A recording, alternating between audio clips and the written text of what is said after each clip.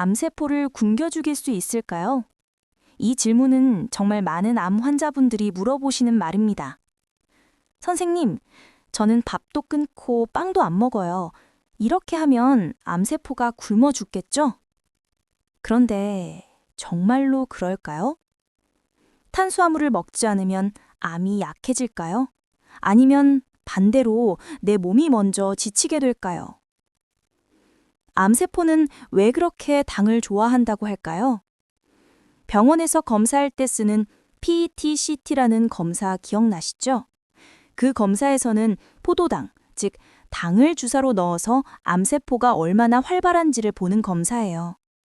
포도당이 암세포로 많이 몰려들면 화면이 밝게 보이죠? 이걸 보고 많은 분들이 당이 암의 먹이구나 라고 생각하게 됩니다. 그래서 밥도, 빵도, 과일도 다 끊어버리는 분들이 있어요. 하지만 그건 절반만 맞는 이야기입니다. 왜냐하면 우리 몸의 정상세포도 당을 먹고 살아가기 때문이에요. 암세포만 굶기려다 보면 내 몸의 건강한 세포까지 굶어버립니다. 결국 체력이 떨어지고 면역력이 무너지고 항암 치료를 버티기 어려워지죠. 그럼 정말 궁금해집니다. 암세포는 당을 좋아한다는데 나는 뭘 먹고 살아야 할까? 좋은 탄수화물과 나쁜 탄수화물은 도대체 뭐가 다를까? 밥을 먹으면 암이 자라는 걸까? 아니면 밥을 먹어야 암을 이길 힘이 생길까? 어떤 분은 이렇게 말합니다. 저는 흰쌀밥은 절대 안 먹어요. 대신 고구마만 먹어요. 또 어떤 분은 탄수화물은 다 끊었어요. 단백질만 먹어요. 라고 하죠. 하지만 정말 그렇게 하는 게 내 몸에 이로울까요? 혹시 암을 막겠다는 마음으로 오히려 내 몸의 방어력을 약하게 만드는 건 아닐까요? 암세포가 좋아하는 음식이 있다고 하죠. 그럼 암이 싫어하는 음식도 있을까요? 그 답은 의외로 우리가 매일 먹는 밥상 속에 있습니다. 그런데 문제는 단순히 이건 좋고 저건 나쁘다로 구분할 수 없다는 겁니다. 어떤 음식은 먹는 순서에 따라, 조리 방법에 따라, 심지어 먹는 사람의 상태에 따라 완전히 다른 영향을 미칩니다. 암 환자는 탄수화물을 먹지 안 된다. 이 말은 너무 단순해서 위험합니다. 당이 무조건 나쁜 게 아니라 어떤 당이 어떤 속도로 내 몸에 들어오느냐가 핵심이에요. 그러니까 문제는 당이 아니라 당의 속도인 거죠. 이 속도에 따라 암세포가 자랄 수도 있고 오히려 내 세포가 힘을 얻을 수도 있습니다. 그럼 궁금해지죠? 어떤 음식이 나쁜 속도의 당을 만들까요? 어떤 음식이 좋은 속도의 당을 만들어서 내 몸을 살릴까요? 그리고 항암 치료 중인 분은, 치료가 끝난 분은, 또 완치 후 관리 중인 분은 어떻게 달라야 할까요? 오늘은 바로 그 이야기를 해드리려 합니다. 암세포를 굶기려면 어떻게 해야 하는지, 내 몸을 굶기지 않으면서 암세포만 약하게 만드는 방법은 무엇인지, 바로 지금부터 그 해답을 찾아가 보겠습니다. 우리 몸의 에너지는 주로 탄수화물에서 시작해 포도당으로 쓰입니다. 포도당은 피를 타고 세포 안으로 들어가 에너지 공장인 미토콘드리아에서 연료로 태워집니다. 이 과정이 원활해야 심장이 뛰고 근육이 움직이고 면역세포가 일합니다. 그래서 포도당은 나쁜 것이 아니라 생존에 꼭 필요한 연료입니다. 그런데 암세포도 이 연료를 이용합니다. 여기서 많은 분들이 혼란을 느끼십니다. 그럼 포도당을 끊으면 암세포만 굶고 나는 괜찮을까요? 결론부터 말하면 그렇지 않습니다. 정상세포도 포도당이 필요하기 때문입니다. 병원에서 PET-CT라는 검사를 들어보셨을 겁니다. PET-CT는 포도당에 표식을 붙여 몸에서 어디가 포도당을 많이 쓰는지 확인하는 검사입니다. 밝게 보이는 부위는 포도당을 적극적으로 끌어당기는 곳입니다. 많은 암세포가 이 신호를 강하게 보여서 진단에 도움이 됩니다. 여기서 중요한 포인트가 있습니다. PET-CT는 포도당을 많이 쓰는지를 보여줄 뿐 특정 음식을 먹어서 바로 종양이 커졌다는 인과를 증명하진 않습니다. 즉, 화면이 밝다고 해서 어제 먹은 한 끼 때문에 암이 커졌다고 단정할 수는 없습니다. 그럼에도 불구하고 왜 암세포가 포도당을 많이 쓸까요? 이를 워버그 효과라고 부릅니다. 암세포는 빠르게 분열하면서 포도당을 효율보다 속도로 쓰는 경향이 있습니다. 그래서 포도당 흡수가 상대적으로 증가해 보입니다. 하지만 정상세포도 활동이 늘면 포도당을 더 씁니다. 운동하는 근육이나 염증이 있는 조직도 마찬가지입니다. 따라서 포도당 사용이 높다는 사실 하나만으로 모든 것을 설명할 수는 없습니다. 그럼 식탁으로 돌아가 보겠습니다. 핵심은 포도당이 아니라 포도당이 피로 들어오는 속도입니다. 같은 탄수화물이라도 혈당을 올리는 속도가 다릅니다. 이를 당지수, GI라고 부릅니다. GI가 높은 음식은 빨리 흡수되어 혈당을 급하게 올립니다. GI가 낮은 음식은 천천히 올라갑니다. 여기서 또 하나의 포인트가 있습니다. GI는 음식 한 가지의 성질이고 실제 식상은 여러 음식을 같이 먹습니다. 그래서 한 끼의 전체 영양은 당부화, 글라이세믹 로드에 더 가깝습니다. 섬유소와 단백질과 지방이 함께 있으면 포도당 흡수가 느려집니다. 같은 밥도 무엇과 어떻게 먹느냐에 따라 몸 반응이 달라집니다. 바로 이 지점이 실전에서 가장 크게 작용합니다. 당을 끊자가 아니라 당의 속도를 관리하자가 핵심입니다. 그렇다면 속도를 어떻게 조절할까요? 채소를 먼저 먹으면 섬유소가 포도당 흡수를 늦춥니다. 단백질과 건강한 지방이 함께 있으면 위 배출 속도가 완만해집니다. 씹는 시간을 늘리면 소화효소의 준비가 좋아집니다. 조리법도 중요합니다. 잘 으깬 감자보다 알감자를 식혀서 먹으면 전분 구조가 달라져 흡수가 완만해집니다. 현미와 보리처럼 껍질과 섬유가 남아있는 통곡은 천천히 분해됩니다. 이런 작은 차이들이 모여 혈당 곡선을 바꿉니다. 여기서 드는 궁금증이 있죠. 그럼 과일은 어떨까요? 과일은 자연의 당과 섬유소가 함께 있어 한 번에 많이 먹지 않으면 대체로 안전합니다. 다만 즙으로 갈면 섬유소 장점이 줄어 흡수가 빨라집니다. 따라서 통째로 씹어 먹는 것이 유리합니다. 인슐린과 IGF-1도 자주 질문받는 주제입니다. 인슐린은 포도당을 세포 안으로 옮기는 운반자 역할을 합니다. 식사 후 혈당이 빠르게 오르면 인슐린 분비도 급해집니다. IGF-1은 성장과 재생에 관여하는 신호입니다. 혈당과 인슐린 환경은 IGF-1 신호와도 연결되어 있습니다. 하지만 여기서 또 하나의 중요한 사실이 있습니다. 식품 하나로 인슐린이나 IGF-1을 극단적으로 조절해 치료한다는 주장은 과학적 근거가 부족합니다. 우리 몸의 호르몬은 수면과 운동과 체중과 전체 식사 패턴과 같은 큰 생활 리듬의 영향을 더 크게 받습니다. 그래서 식사 전략은 한 가지 음식의 절대적 금지보다 전체 균형과 속도 조절에 초점을 둡니다. 비슷한 이유로 당지수가 높은 음식도 상황에 따라 다르게 해석됩니다. 식사량이 아주 적고 체력이 떨어진 주에는 빠르게 흡수되는 탄수화물이 오히려 도움이 될 수 있습니다. 예를 들어 항암 후 며칠간 거의 못 드신 분이 저혈당 증상을 보이면 소량의 흡수 빠른 탄수화물이 회복을 돕습니다. 반대로 평상시에는 GI를 낮추는 식사 구성이 장기적으로 유리합니다. 즉, 같은 음식도 타이밍과 맥락에 따라 역할이 다릅니다. 여기서 생기는 궁금증을 기억하세요. 음식의 선악이 아니라 맥락이 답이다. 이제 단백질과 지방을 간단히 살펴보겠습니다. 단백질은 근육과 면역세포를 만드는 재료입니다. 충분한 단백질이 없으면 회복이 느리고 감염 위험이 커집니다. 동물성과 식물성 단백질은 각기 장단점이 있습니다. 생선과 가금류, 두부와 콩류를 상황에 맞게 섞으면 소화와 영양의 균형을 맞출 수 있습니다.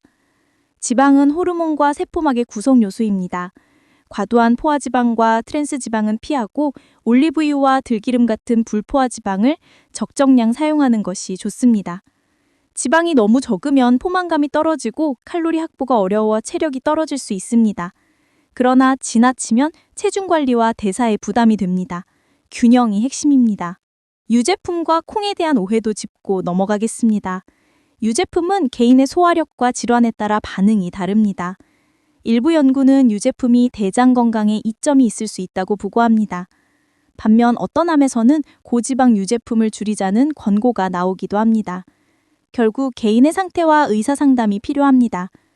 콩과 두부와 두유는 층밀성 단백질의 좋은 공급원입니다.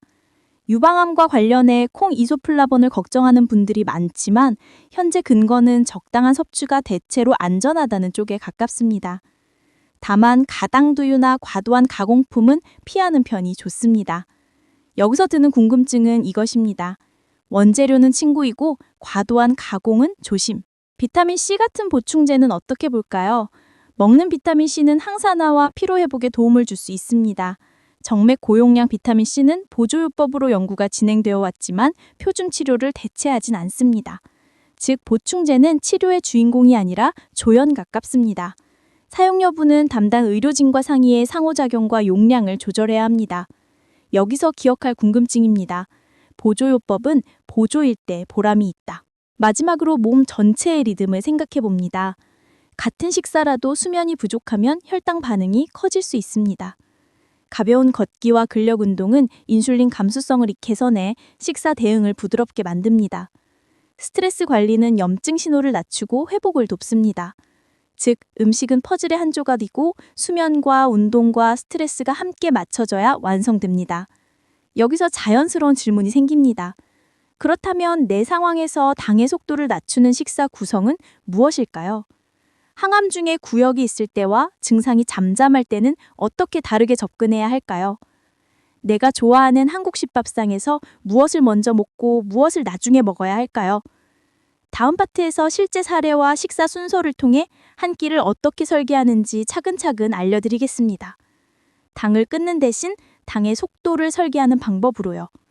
그리고 내 몸을 굶지 않으면서 암세포만 분리하게 만드는 과학적인 길을 함께 찾아보겠습니다. 첫 번째 사례는 항암 직후 1에서 3일 구역과 미각 변화가 심할 때의 한 끼 설계입니다. 이 시기는 목표가 암을 굶기는 것이 아니라 내 몸을 굶기지 않는 것입니다. 한 번에 많이가 아니라 조금씩 자주가 원칙입니다.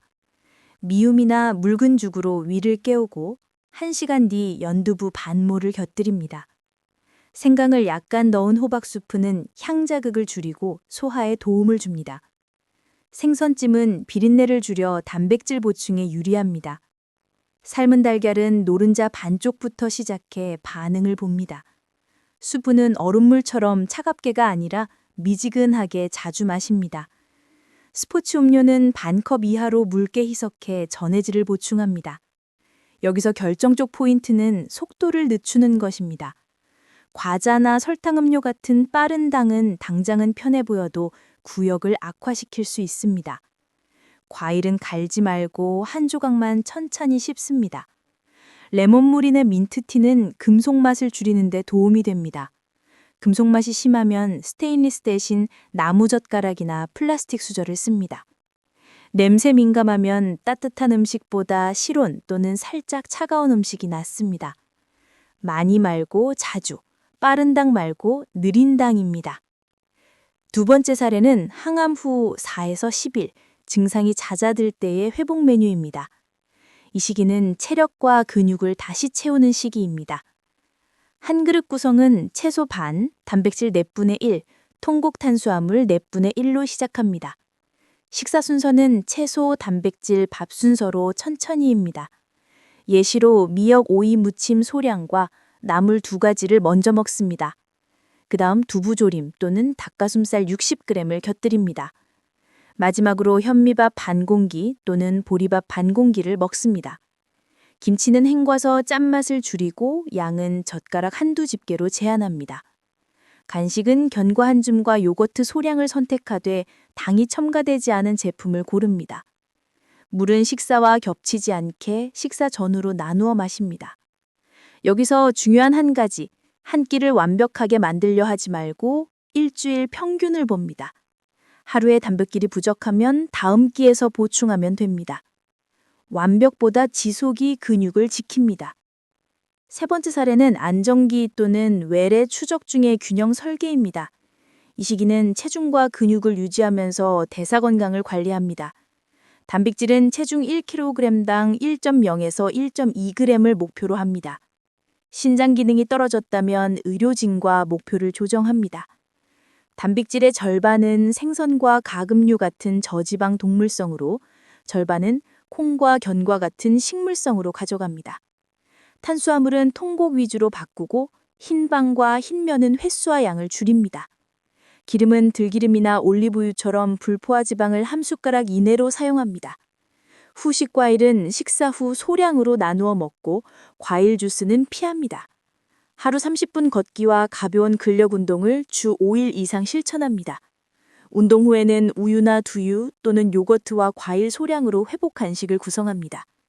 식사로 속도를 늦추고 운동으로 소모를 돕는다입니다. 네 번째 사례는 호중구가 낮거나 면역 저하가 있는 기간의 식품 안전 수칙입니다. 모든 음식은 깨끗이 씻고 충분히 익혀 먹습니다. 날계란과 반숙, 생선, 회와 덜 익은 고기, 비가열 유제품은 피합니다. 조리용 도마와 칼은 생식용과 익힌 음식용을 구분합니다. 상온 보관 시간을 줄이고 조리 후 2시간 이내 냉장 보관합니다. 외식은 단순 조리와 회전이 빠른 메뉴를 선택합니다. 맛보다 먼저 안전입니다. 다섯 번째 사례는 증상별 즉시 적용 팁입니다. 설사가 지속되면 기름지고 매운 음식과 카페인을 줄입니다. 유당불내증이 의심되면 우유 대신 락토프리 우유나 두유를 시도합니다. 전해질을 보충하고 바나나와 삶은 감자와 쌀죽으로 속도를 늦춥니다. 변비가 지속되면 물을 조금씩 자주 마시고 키위나 자두 같은 수용성 섬유가 있는 과일을 소량 추가합니다. 장폐속 의심이 증상이 있으면 즉시 의료진과 상의하고 섬유 보충은 중단합니다. 미각 변화에는 레몬즙과 허브를 활용해 향을 바꾸고 고기는 조림이나 수프로 부드럽게 조리합니다. 식욕이 없을 때는 타이밍을 바꿉니다. 오전 중 비교적 컨디션이 나을 때 단백질 간식을 먼저 채웁니다. 증상에는 맞춤 속도가 답입니다. 마지막으로 언제 병원에 알려야 할지의 기준을 기억합니다. 체중의 1주에 2% 이상 빠지거나 2주에 5% 이상 빠지면 즉시 상담합니다. 물도 못 넘기는 보톡이 하루 이상 계속되면 지체하지 않습니다. 수분 섭취가 어려워 소변량이 줄거나 진해지면 의료진 지시를 따릅니다. 오늘 드린 5가지 사례는 한 가지 원칙으로 묶입니다. 음식을 끊는 것이 아니라 내 상태에 맞게 속도를 설계하는 것입니다. 다음 파트에서는 가정에서 그대로 따라할 수 있는 하루 식단표와 장보기 리스트를 공개합니다. 한 끼를 넘어 일주일과 한 달을 설계하는 방법까지 함께 안내하겠습니다. 지금부터는 식탁 위에 바로 올릴 수 있는 실전 리스트를 드립니다. 핵심은 균형, 속도, 지속 이 3가지입니다. 끊는 식단이 아니라 설계하는 식단입니다. 첫째, 하루 기본 접시 구성 비율을 기억하세요. 채소와 해조류가 접시의 절반, 단백질이 4분의 1, 통곡 탄수화물이 4분의 1입니다. 식사 순서는 채소, 단백질, 밥 순서로 천천히입니다. 한 끼를 완벽하게 못 지켜도 일주일 평균을 맞추면 됩니다. 하루에 한 끼가 아니라 일주일의 흐름입니다. 둘째, 탄수화물은 통곡으로 속도를 낮춥니다. 현미, 오트, 보리, 귀리, 통밀빵을 기본으로 둡니다.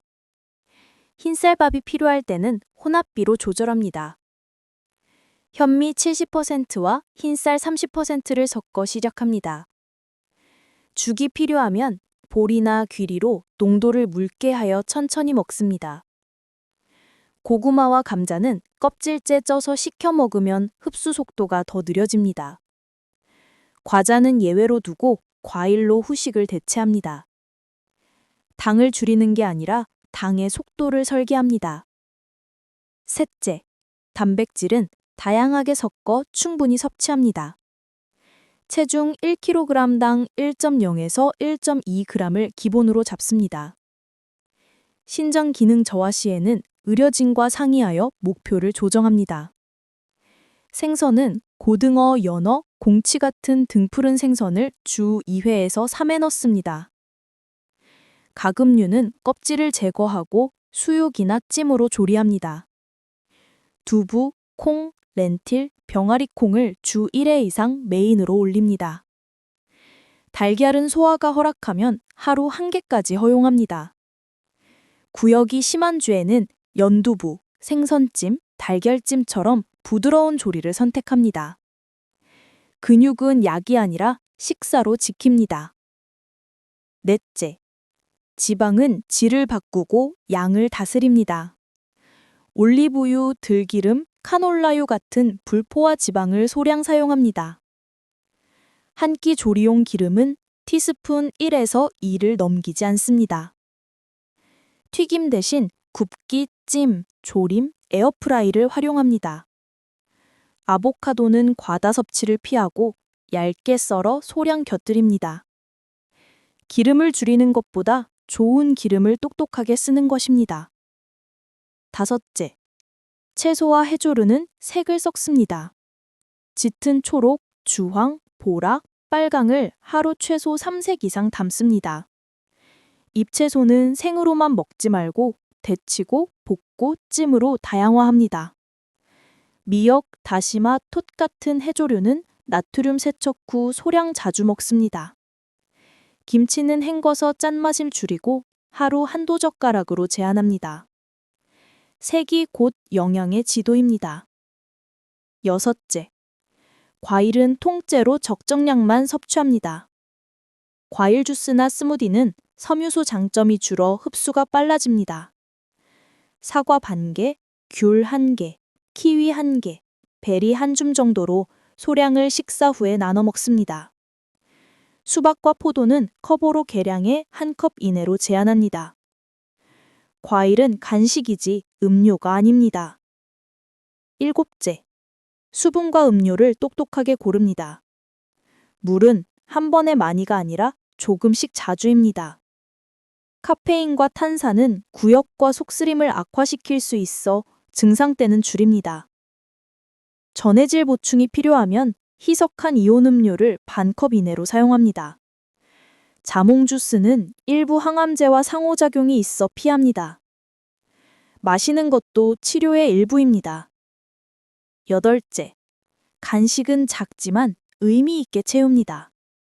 견과 1줌, 무가당 요거트 소량, 두유 200ml, 바나나 반 개, 삶은 감자 작은 것 1개를 번갈아 둡니다.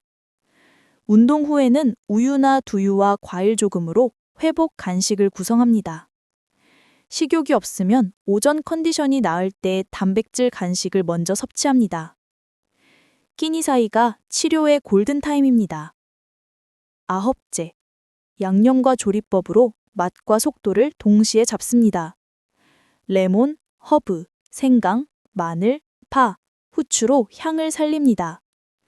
소금은 계량 스푼을 사용해 하루 5g 이하를 목표로 합니다. 설탕 대신 과일의 단맛과 양파의 단맛을 활용합니다.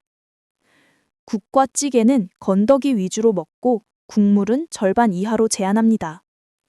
맛을 줄이지 말고 짠맛을 줄입니다. 10째, 장보기 리스트를 준비해 헷갈림을 줄입니다. 곡류는 현미, 오트, 보리, 통밀빵을 기본으로 둡니다. 단백질은 연두부, 두부, 생선 통조림의 물담금 제품, 닭가슴살, 계란을 담습니다.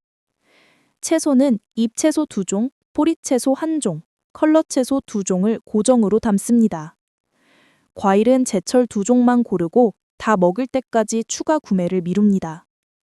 기름은 올리브유와 들기름 작은 병으로 사서 3패를 줄입니다. 견과는 소포장 제품을 선택해 과식을 막습니다. 장바구니가 식단의 운명을 정합니다. 이제 보충제, 서플리먼트를 살펴보겠습니다. 보충제는 치료의 대체가 아니라 빈틈을 메우는 안전망입니다. 의료진과 상의 없이 시작하지 않는 것이 원칙입니다. 첫째, 비타민 D는 혈중 농도 측정 후 부족 시 보충합니다. 일반적으로 800에서 1200 IU를 시작점으로 쓰되 개인화가 필요합니다. 둘째, 비타민 B12는 채식 위주이거나 위장 수술 이력이 있으면 검사 후 보충합니다. 셋째, 오메가3는 식사로 등푸른 생선을 충분히 먹기 어렵다면 고려합니다. 항은고제를 복용 중이면 반드시 의사와 용량을 조율합니다. 넷째, 칼슘과 마그네슘은 음식으로 우선 채우고 필요시 소량 보충합니다. 신장 기능에 따라 용량을 조정합니다. 다섯째, 프로바이오틱스는 설사나 항생제 사용 후에만 단기간 고려합니다. 면역 저하가 심한 시기에는 의료진과 상의가 필요합니다. 여섯째, 수용성 식이섬유 보충제는 변비에 도움되지만 장 폐색 의심 시에는 중단합니다. 일곱째, 종합 비타민은 식사량이 급감한 짧은 기간 동안만 사용하고 장기 의존을 피합니다. 여덟째, 비타민C는 경구 소량으로 피로 회복을 돕되 고용량 정맥 투여는 표준 치료를 대체할 수 없습니다. 약물 상호작용 가능성이 있어 반드시 담당 의료진과 상의합니다. 아홉째, 녹차 추출물의 고용량, 터메릭 고농축, 세인트 존스워트 같은 일부 허브는 간독성이나 약물 상호작용 위험이 있어 피합니다. 보충제는 칸막이가 아니라 안전핀입니다. 식품안전 수칙도 잊지 않습니다. 손 씻기와 도마 분리, 충분한 가열, 신선한 재료가 기본입니다. 날계란, 반숙, 생선회, 비가열 유제품은 면역 저하 시 피합니다. 조리 후 2시간 이내 냉장 보관합니다. 안전이 먼저여야 맛도 의미가 있습니다. 마지막으로 오늘부터 바로 할 수 있는 3가지 액션을 정리합니다. 첫째, 내일 아침 장보기를 위해 현미, 두부, 잎채소 2종을 메모합니다. 둘째, 오늘 저녁은 채소 먼저, 단백질 다음, 밥 마지막 순서로 먹습니다.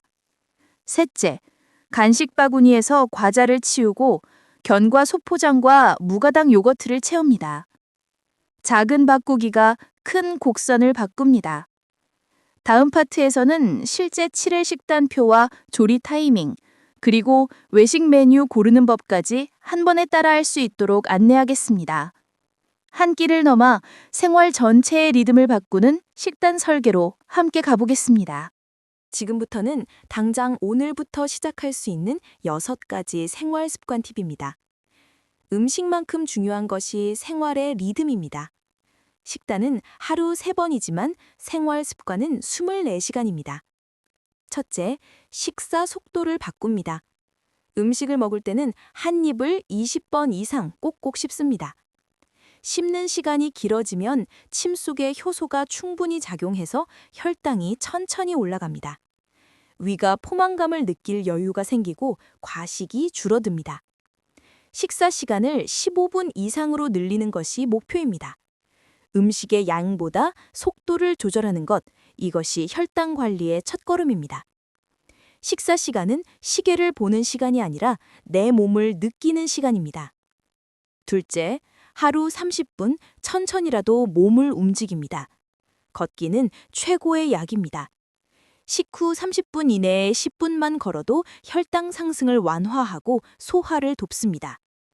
무릎이 불편한 분은 집안에서 제자리 걸음이나 가벼운 스트레칭으로 시작하세요. 3일만 지나도 몸이 가벼워지고 잠이 깊어집니다. 운동은 빠르게가 아니라 꾸준히가 답입니다. 운동의 목적은 기록이 아니라 리듬입니다. 셋째, 수면의 질을 관리합니다.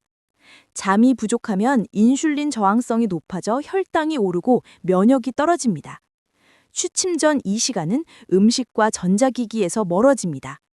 방은 어둡게, 온도는 18도에서 20도 사이로 맞춥니다. 자는 시간이 일정해야 호르몬 리듬이 안정됩니다. 좋은 수면은 최고의 항암 보조요법입니다. 잘 자는 사람이 암을 이길 힘을 만듭니다. 넷째, 체중보다 근육을 봅니다. 몸무게 숫자보다 중요한 것은 근육량입니다. 근육은 혈당을 쓰고 열을 내고 면역을 지탱하는 가장 큰 기관입니다. 하루에 팔, 다리, 복부를 중심으로 가벼운 근력 운동을 10분만 해보세요. 물병을 들거나 벽에 손을 짚고 푸시업을 하는 것만으로도 충분합니다. 근육은 60대 이후에도 다시 만들어집니다. 체중계 대신 거울 앞에서 내 다리를 보세요. 다섯째, 스트레스를 관리합니다. 스트레스 호르몬인 코르티솔은 혈당을 올리고 염증 반응을 증가시킵니다. 매일 10분이라도 호흡 명상이나 감사일기를 써보세요. 깊게 들이마시고 천천히 내쉬는 4초 호흡을 5회 반복합니다. 생각이 복잡할 땐 억지로 지우려 하지 말고 천천히 종이에 적어봅니다. 감정이 정리되면 몸의 긴장도 풀립니다. 마음을 비우면 혈관도 편안해집니다. 여섯째, 햇빛과 물을 가까이 합니다. 햇빛은 비타민 D를 만들어 면역을 돕습니다. 하루 15분 얼굴과 손등에 햇빛을 쬐는 것으로 충분합니다. 물은 세포를 움직이는 연료입니다. 한 번에 많이 마시기보다 1시간마다 한두 모금씩 마셔보세요. 찬물보다 미지근한 물이 위에 부담을 덜 줍니다. 물과 햇빛은 약보다 먼저 챙겨야 할 처방입니다. 마지막으로 한 가지 더, 오늘부터 시작하세요. 습관은 의지가 아니라 반복이 만듭니다. 내일보다 오늘, 완박보다 꾸준함이 이깁니다. 하루 3번의 식사, 하루 30분의 걷기, 하루 10분의 쉼. 이 3가지가 함께 맞물릴 때 암을 이길 몸의 리듬이 완성됩니다. 식단이 몸을 만들고 습관이 생명을 지킵니다. 다음 파트에서는 이렇게 만들어진 생활 리듬 위에 하루 식단표와 외식할 때 지켜야 할 실제 선택법을 알려드리겠습니다. 오늘부터 나의 하루를 건강의 리듬으로 다시 설계해보세요. 오늘 이야기 정리해 볼까요? 암세포를 굶기는 방법은 단순히 밥을 끊는 것이 아닙니다. 내 몸을 굶기지 않으면서 암세포만 약하게 만드는 것이 진짜 핵심입니다. 당을 완전히 끊는 대신 당의 속도를 관리하고 단백질과 채소, 통곡, 좋은 지방을 균형 있게 채워놓는 것. 그것이 바로 과학이 말하는 암 영양의 정답입니다. 암은 단 한 끼의 음식으로 커지지 않습니다. 하지만 한 끼 한 끼의 선택이 쌓이면 회복의 길을 만듭니다. 오늘은 무엇을 끊을까가 아니라 오늘은 무엇을 채울까로 생각을 바꿔보세요. 그 작은 생각의 변화가 치료의 흐름을 완전히 바꿀 수 있습니다. 내 식탁이 곧 나의 약입니다. 그리고 꼭 기억하세요. 식단은 약이지만 약을 대신할 순 없습니다. 비타민C나 오메가3 같은 보충제는 보조일 뿐, 표준 치료를 대신할 수는 없습니다. 모든 보조요법은 담당 의사와 상의 후에 선택해야 안전합니다. 치료는 의사와 함께, 식사는 나와 함께입니다. 지금까지의 내용을 천천히 따라오셨다면 이제 여러분은 알고 계실 겁니다. 암세포를 약하게 만드는 길은 극단이 아니라 균형이라는 것을요. 식사, 수면, 운동, 마음의 평온, 이 4가지가 함께 맞물릴 때 몸은 회복의 리듬을 되찾습니다. 다음 영상에서는 바로 이 회복 리듬을 만드는 하루 7일 식단표와 외식 자리에서 절대 놓치지 말아야 할 선택법을 알려드리겠습니다. 식탁 밖에서도 암을 이기는 식사법이 있습니다. 오늘 영상이 도움이 되셨다면 구독과 좋아요를 눌러주세요. 당신의 한 번의 클릭이 다음 건강을 이어주는 시작이 됩니다. 지금까지 루나의 건강해진이었습니다. 여러분의 건강한 내일을 응원합니다.